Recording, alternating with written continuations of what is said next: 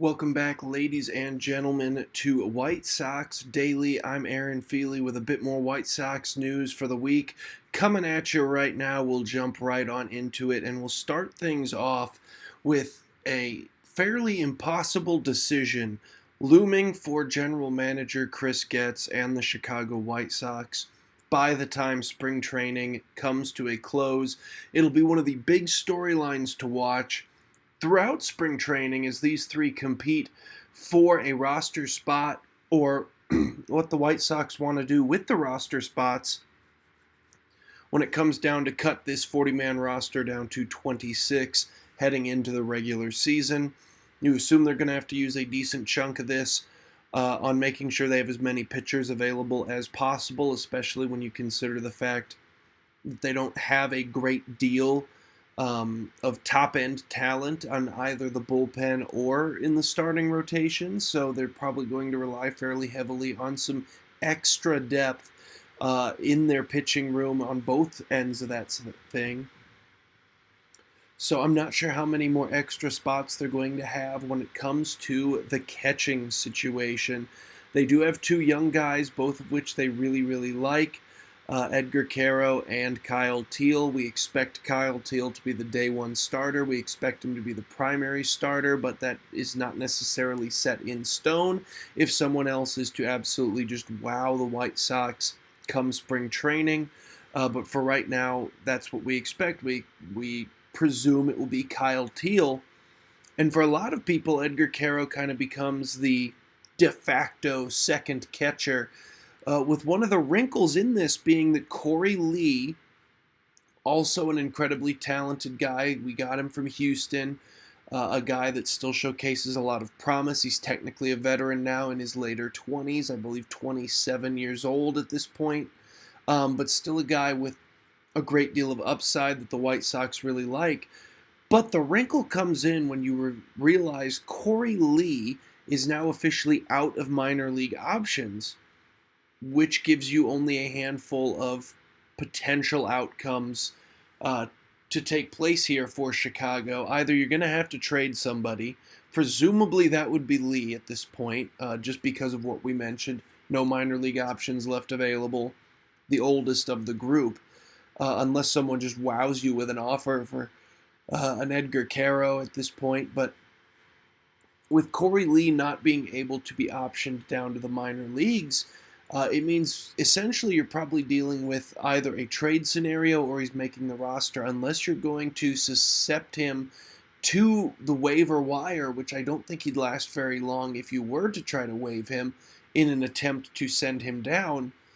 You're either going to have to send Caro down, which you probably don't want to do because I'm guessing that's the guy that, like many people suspect, is your preferred number two heading into the season. But then if you don't, what do you do with Corey Lee? Do you keep all three catchers up on the major league roster? Like we mentioned, you're probably already looking at using some extra spots on some pitchers heading into the regular season. So it feels unlikely. I'm not sure that I have any sort of answer or solution to this whatsoever myself. Let us know how you feel about the catching situation and what you would personally do in the comment section below. But yeah, the White Sox find themselves in a bit of a pickle. It's one of those classic, oh, it's a good problem to have. You got three guys, you like all three of them. You can't keep all three of them more than likely. But yeah, it still is an issue that the White Sox are going to have to find the correct solution to here. The puzzle pieces just have to find a way to kind of click themselves together just right for the White Sox, because otherwise you might risk losing one of these three very talented players. Speaking of talented players that the White Sox are bringing into spring training, this one on a minor league deal with an invite to bring spring training, but Austin Voth is signed with the Chicago White Sox, making him the third of the Nippon-based professional baseball league players to be signed to the Chicago White Sox this offseason. So they have triple dipped into the Nippon pool, so to speak, this particular offseason. Obviously, the big one, Murakami, They also got Anthony Kay from the same league, and now Austin Voth joins that general group.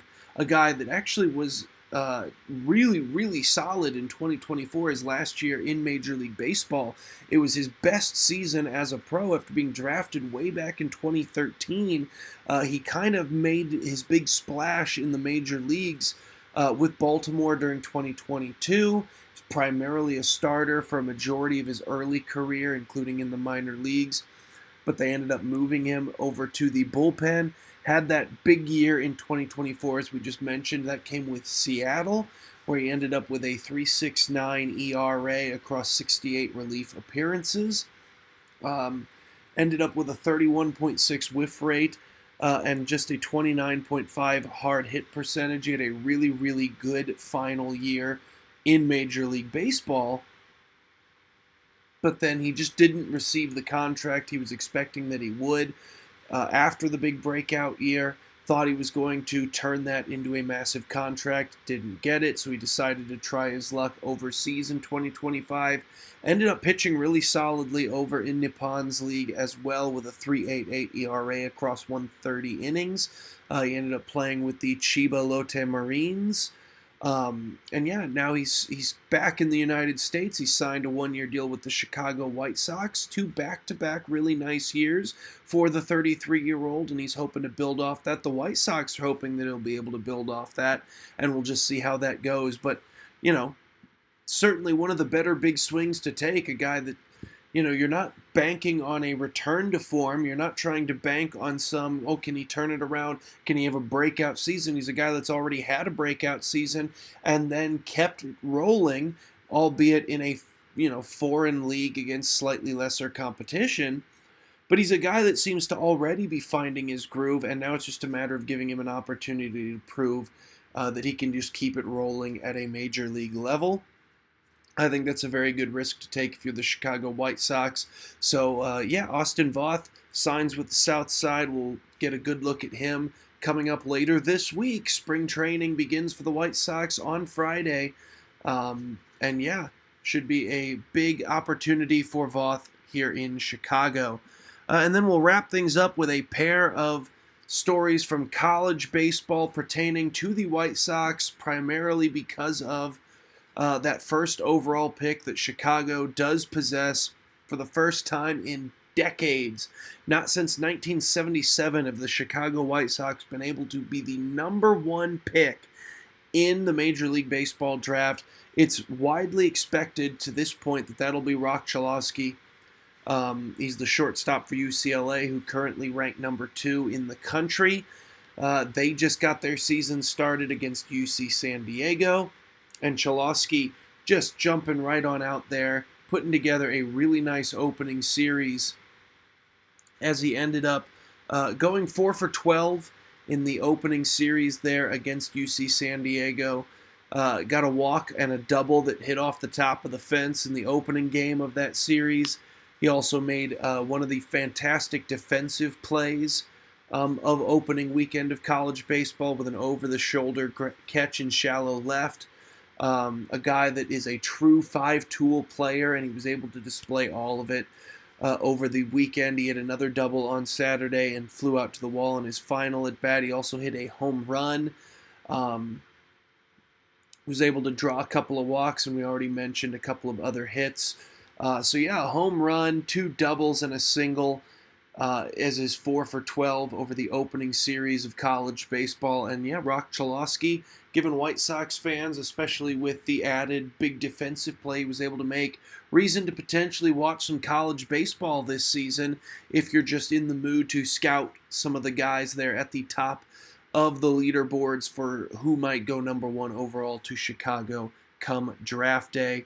And another one on that list that we will end things off with was Justin LeBron, who also took his Alabama Crimson Tide into the weekend for their opening series of the 2026 season. They went 2-1 against Washington State on Friday and Saturday. And LeBron ended up looking really nice in those ones. He hit 2 home runs over that series, including one in the defeat Friday and another one in the second game of a doubleheader Saturday against Washington State. put together a 3 for 11 weekend. Looked really good at the plate, stole 3 bases as well on 3 attempts. A guy that was really looking comfortable out there. And yeah, so a couple of guys, we already know his speed. We already know both these guys' defensive prowesses.